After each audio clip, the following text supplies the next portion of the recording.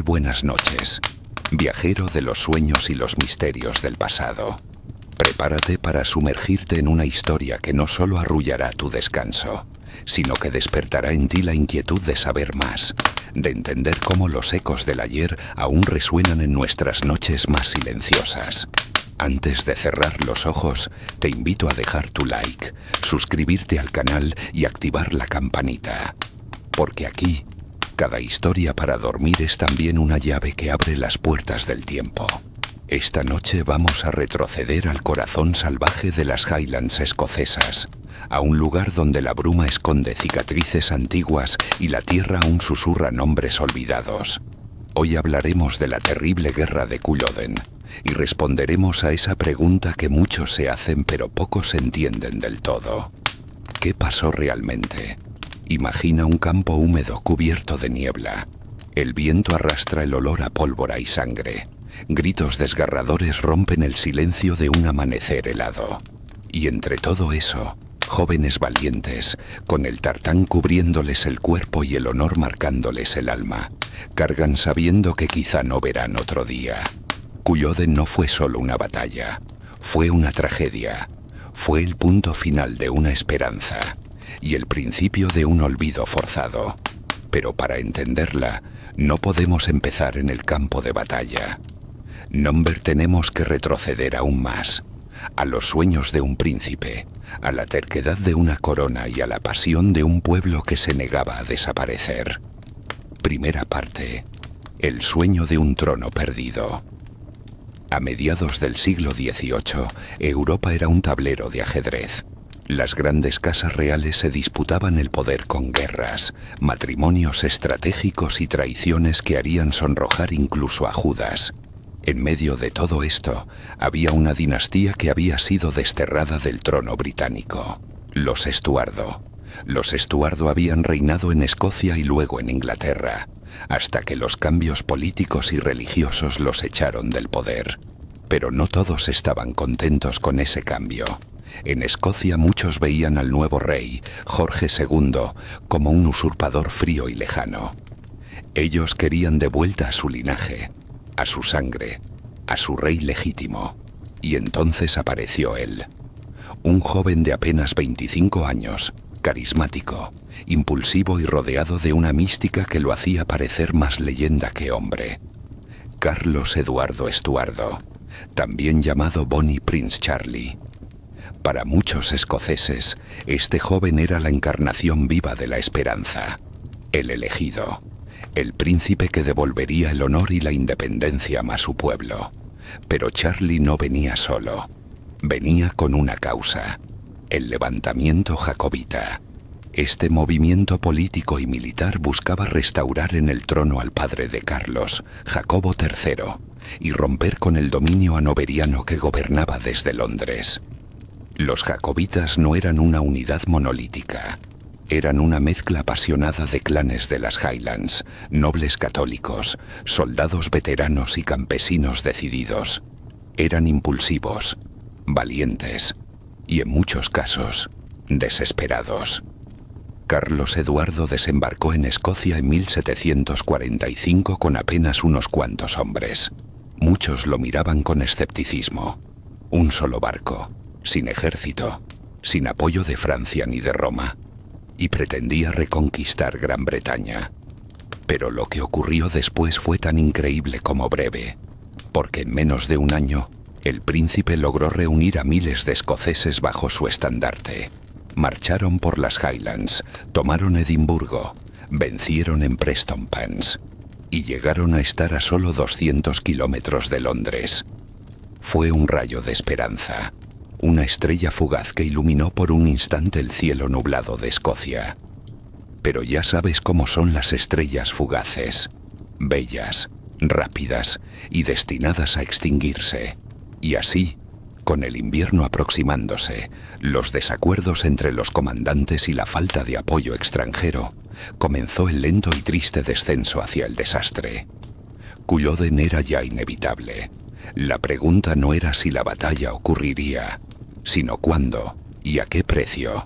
Y ese precio sería más alto de lo que cualquiera imaginaba: La madrugada del 16 de abril de 1746 no fue una más en el calendario. Fue una de esas mañanas que parecen anticipar la tragedia antes de que ocurra. El cielo estaba cubierto por una capa pesada de nubes bajas que colgaban como presagios sobre el páramo. Una fina llovizna empapaba la turba, convirtiendo el suelo en una mezcla espesa de barro y agua estancada. Ese mismo suelo que pronto bebería sangre. El ejército jacobita estaba exhausto. La noche anterior, en un intento desesperado por ganar la iniciativa, Carlos Eduardo había ordenado una marcha nocturna para atacar al ejército de Cumberland antes del amanecer. Pero la idea fue un desastre. La oscuridad, el frío y el terreno irregular rompieron la disciplina. Los hombres se perdieron en la bruma. Algunos colapsaron de hambre y fatiga. Otros desertaron. La marcha tuvo que cancelarse. Así, cuando salió el sol, si es que se le puede llamar así a esa luz grisácea que apenas logró atravesar la niebla, el ejército rebelde estaba desordenado, sin dormir y mal alimentado. Algunos no habían comido en 2 días. Otros ni siquiera tenían armas de fuego. Llevaban espadas oxidadas, hoces o simplemente sus propias manos. Y mientras tanto, el enemigo se desplegaba con precisión. El duque de Cumberland, hijo del rey militar de carrera, había aprendido de errores pasados. No iba a subestimar a los escoceses, como sí lo hicieron sus predecesores. Organizó sus tropas en 3 líneas de infantería, con regimientos bien entrenados, formaciones cerradas y una potente batería de artillería que apuntaba directamente al frente jacobita. Una de las claves más crueles de esta batalla fue la artillería. Los cañones británicos comenzaron a disparar mucho antes de que los escoceses pudieran acercarse. Cada disparo levantaba columnas de tierra y cuerpos. No eran solo explosiones, eran mutilaciones, eran miembros volando por el aire, eran gritos de dolor que se perdían entre el humo y el barro. Muchos hombres murieron sin haber dado un solo paso hacia el enemigo. La lluvia hacía que el barro se pegara a las botas, que el avance fuera lento y que cada metro ganado costara decenas de vidas. Carlos Eduardo no supo reaccionar. Se mantuvo alejado del frente, observando con impotencia cómo sus hombres morían uno tras otro. Le pidieron que autorizara una retirada estratégica. Se negó. Ordenó mantenerse firmes. Algunos oficiales lloraban de frustración, viendo cómo el príncipe, aquel que había levantado la rebelión con tanto fuego, ahora no sabía apagar el incendio que había provocado. Pero aún así, aún con todo en contra, los Highlanders cargaron, porque eso era lo que sabían hacer. Era su legado, su instinto, su identidad. Lo hacían como lo habían hecho sus padres y los padres de sus padres. No sabían retirarse, sabían luchar. La carga fue brutal. El clan MacDonald por un lado, los Fraser por otro, los Cameron en el centro.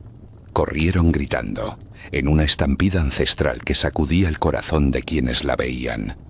No eran soldados organizados, eran torbellinos humanos de furia y desesperación, y por unos breves segundos pareció que podrían romper las líneas inglesas. Las primeras filas de infantería noveriana vacilaron. Algunos dieron un paso atrás. Hubo combate cuerpo a cuerpo, hachas contra bayonetas, cuchillos contra mosquetes, puños desnudos contra espadas. Los Highlanders no pedían permiso para morir. Lo hacían con los ojos abiertos y los dientes apretados. Pero no fue suficiente. Cumberland tenía una táctica nueva, el uso rotatorio de las bayonetas. En lugar de atacar al hombre que tenían enfrente, los soldados británicos atacaban al escocés a su derecha, rompiendo el instinto defensivo de los Highlanders y creando un patrón de muerte que barría a sus enemigos como viento entre la hierba. Los escoceses caían, uno tras otro. Muchos jamás llegaron a blandir su espada. Otros murieron en silencio mirando al cielo gris, con la boca llena de barro. Y entonces vino la orden más cruel del día. No toméis prisioneros. Era la señal para una masacre sin escrúpulos. Soldados ingleses caminaron entre los cuerpos, rematando a los heridos con cuchillos, culatas, disparos a quemarropa. Algunos cuerpos fueron saqueados, otros simplemente dejados para que los cuervos hicieran lo suyo. En menos de una hora, el ejército jacobita fue aniquilado. Las cifras fueron espantosas. De los más de 5.000 escoceses que participaron, al menos 1.500 murieron ese día. El ejército hanoveriano, en cambio, apenas tuvo 50 muertos. Pero esas cifras no dicen todo, porque el número más alto no fue el de los muertos, fue el de los corazones rotos. Madres que nunca recuperaron el cuerpo de sus hijos. Esposas que recibieron el silencio por única respuesta. Niños que crecieron con el miedo como compañero de cuna. Clanes enteros reducidos a cenizas, sus nombres escritos en piedras que nadie visitaba. Aún, Culloden fue una catástrofe tan intensa que en cierta forma aún sigue ocurriendo, porque una historia así no se termina de contar. Se arrastra, se transmite. El campo de batalla, ese pantano sin gloria donde la historia decidió sangrar en voz alta, se convirtió rápidamente en un osario abierto. Pero más allá de los cañones y las espadas, más allá del barro y el estruendo, había hombres. Hombres con nombre, con historia, con miedos. Y en esta parte, vamos a acercarnos aún más. No a la estrategia, ni al mapa, sino al rostro. Entre las filas jacobitas luchaban no solo guerreros, sino pastores, herreros, agricultores, jóvenes de apenas 16 años que nunca habían empuñado una espada. Muchos ni siquiera sabían por qué luchaban exactamente, pero sabían que lo hacían por su tierra, por su clan, por ese sentimiento indomable de pertenecer a algo más grande. El clan Fraser, por ejemplo, se colocó en el flanco derecho.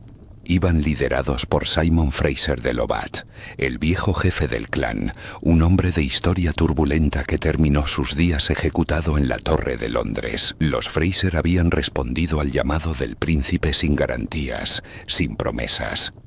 Fueron por lealtad, una palabra que hoy parece oxidada, pero que en aquel entonces valía más que la vida. En el centro estaban los Cameron de Lochiel, un clan famoso por su disciplina y su valor. Su jefe, Donald Cameron, apodado el Lobo Leal, había intentado convencer a Carlos Eduardo de no presentar batalla en Culloden. Él conocía el terreno, sabía que era una trampa, pero el príncipe, obstinado, lo ignoró. Lochiel luchó de todos modos. Herido en ambas piernas, fue evacuado del campo con ayuda de sus hombres, pero vio desde el suelo cómo su clan era masacrado. Los MacDonald, un clan orgulloso y uno de los más antiguos, quedaron relegados al flanco izquierdo. Se dice que esa posición fue vista como un insulto, porque tradicionalmente ellos luchaban en el centro. Algunos historiadores aseguran que su carga fue más débil por ese motivo, otros que fue simplemente el barro lo que los detuvo. Lo cierto es que muchos de ellos murieron sin gloria, sin llegar jamás a chocar contra el enemigo. Y luego estaban los heridos, aquellos que cayeron pero no murieron al instante. La escena tras el combate era un infierno en cámara lenta. Algunos, con el abdomen abierto, aún respiraban mirando al cielo con ojos vidriosos. Otros arrastraban las piernas, dejando rastros de sangre en la turba. Gritaban por agua, por ayuda, por una madre. Pero no llegó nadie. Al contrario, el ejército de Cumberland, con fría eficiencia, se desplazó entre los cadáveres. A los heridos se les clavaban bayonetas en el pecho o la garganta. No importaba si eran soldados o mozos de campo. Había que borrar toda posibilidad de resurrección jacobita, incluso desde las ruinas. Hubo un caso, documentado, el de un joven de apenas 14 años, tamborilero del clan Chisholm. Se le encontró vivo, con la pierna destrozada. Suplicó por su vida. Fue ejecutado sin titubeos. Así de lejos había llegado la lógica de la victoria. Pero no todo fue muerte inmediata. Algunos soldados ingleses, en silencio y a escondidas, ayudaron a los heridos, no por lealtad política, sino por humanidad. Uno de ellos, un oficial de nombre James Wolfe, que años más tarde sería general en la conquista de Quebec, escribió en una carta que la matanza de Culloden lo había marcado para siempre. Dijo: «No hay gloria en rematar a un hombre cuando ya no puede levantar los brazos. Eso no es guerra, eso es bestialidad». Y luego estaban los animales. Sí, los caballos, los perros de los regimientos, las aves que abandonaban sus nidos por el estruendo. Incluso ellos sufrieron en Culloden.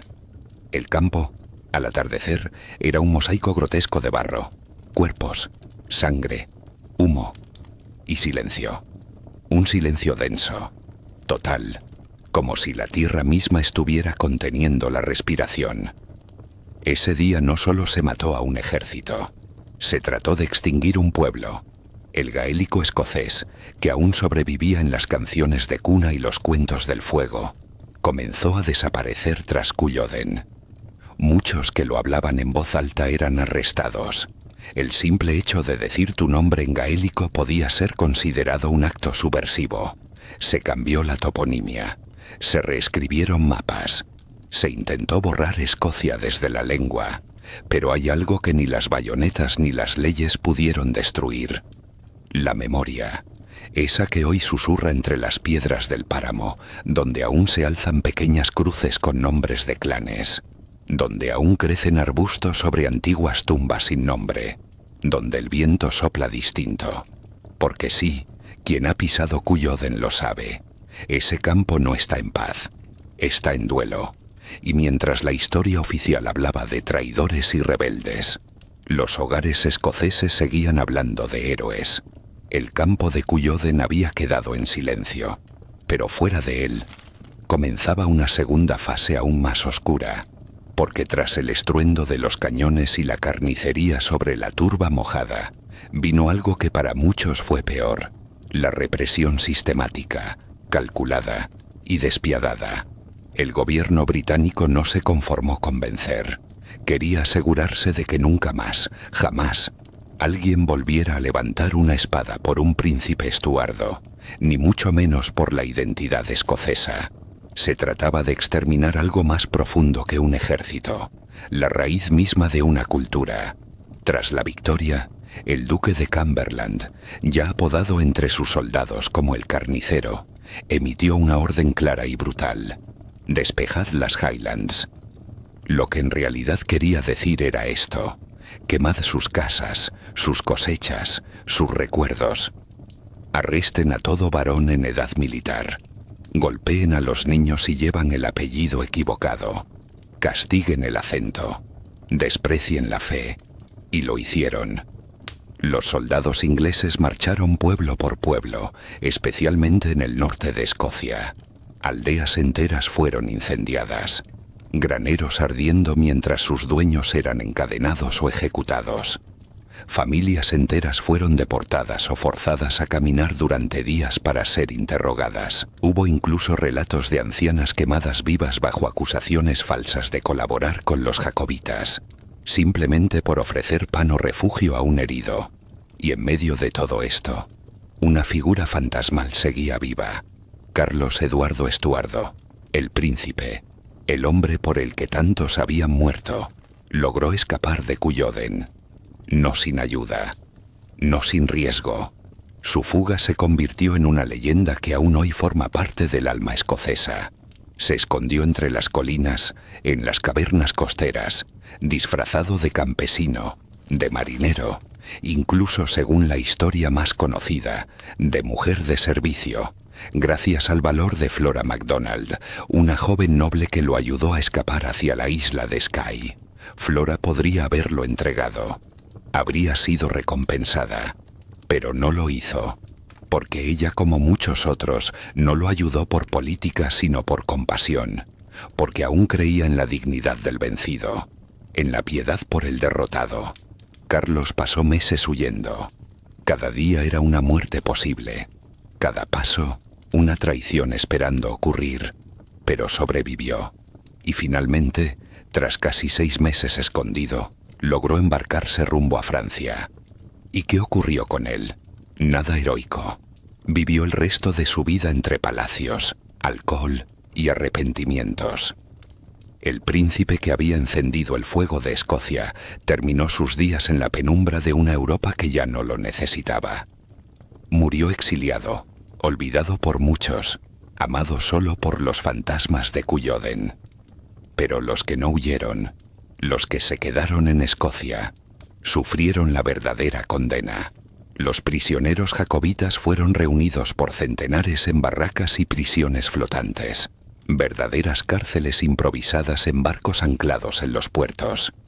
Allí morían lentamente, de hambre, de frío, de infecciones. Otros fueron enviados a juicio.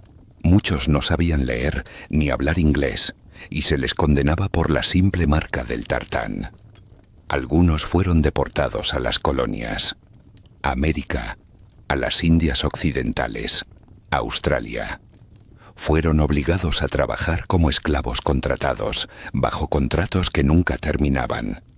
No eran soldados, eran sombras que la corona quiso enterrar al otro lado del mundo. Y sin embargo, hasta allá, llevaron su historia, sus canciones, su idioma, su tristeza y también su orgullo. El exilio como el silencio no pudo borrar lo que Culloden sembró. Y mientras tanto en Escocia comenzó el vaciado, la despoblación de las Highlands, una campaña sistemática para debilitar la vida rural, arrancar las costumbres y reemplazar los clanes por nombres, números y registros de propiedad. Se demolieron los hogares tradicionales. Se prohibió el uso de los apellidos ligados a los clanes en documentos oficiales. La educación pública eliminó toda enseñanza de historia escocesa. Los niños eran castigados si hablaban gaélico en clase. Fue una limpieza, no étnica pero sí cultural, una amputación, un intento de borrar una raíz milenaria como si fuera una mala hierba. Pero esa raíz sangró, y el eco de esa sangre, de Culloden y de todo lo que siguió, aún se escucha. Especialmente cuando cae la noche, cuando el viento sopla entre los brezales, cuando los nombres de los clanes aún se susurran en voz baja. Después del barro y la pólvora, después de la sangre y los gritos, Escocia no volvió a ser la misma. Pero no porque la corona británica lo impusiera, sino porque Culloden se incrustó en su alma como una astilla que nunca pudo ser arrancada. En los años siguientes, la herida dejó de sangrar, pero empezó a doler de otra forma.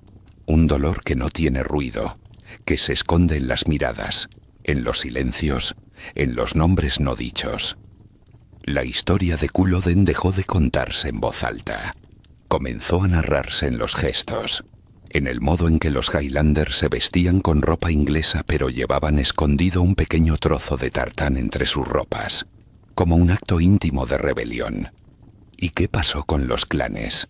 Algunos sobrevivieron, claro, pero como reflejos rotos de lo que fueron, sin tierras, sin poder político, y con sus lazos comunitarios destrozados.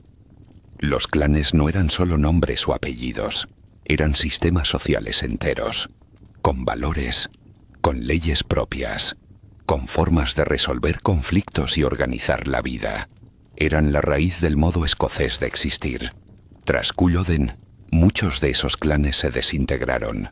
Otros fueron absorbidos por el sistema británico. Algunos de sus líderes, arruinados y bajo amenaza, vendieron sus tierras, incluso sus propias gentes. Porque sí, hubo escoceses que vendieron a otros escoceses a la corona, a cambio de seguridad, de dinero o de una mísera posición en el nuevo orden. Y entonces vino una segunda ola de dolor. Las clearance, un nombre suave para una práctica brutal. Desde finales del siglo XVIII y durante todo el XIX, miles de campesinos escoceses de las Highlands fueron expulsados de sus tierras.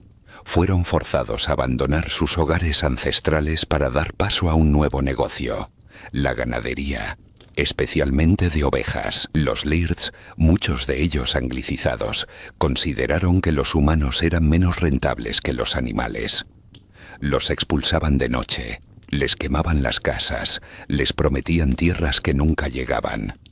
Muchos caminaron hasta las costas, y desde ahí, hacia el exilio. Estados Unidos, Canadá, Australia. Los barcos iban llenos de familias que ya no tenían clan, ni idioma ni patria, pero llevaban consigo el recuerdo de Culloden.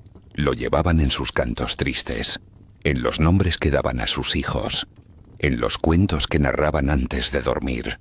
Y entonces un fenómeno curioso comenzó a ocurrir. Culloden dejó de ser solo una derrota militar y se convirtió en un mito. No uno inventado, sino uno transformado. Porque a veces cuando el dolor es tan grande, la memoria se vuelve símbolo. Y eso fue Culloden, una tumba abierta, sí, pero también una bandera silenciosa. Durante más de un siglo, el gobierno británico intentó ignorarlo. No se hablaba de Culloden en las escuelas.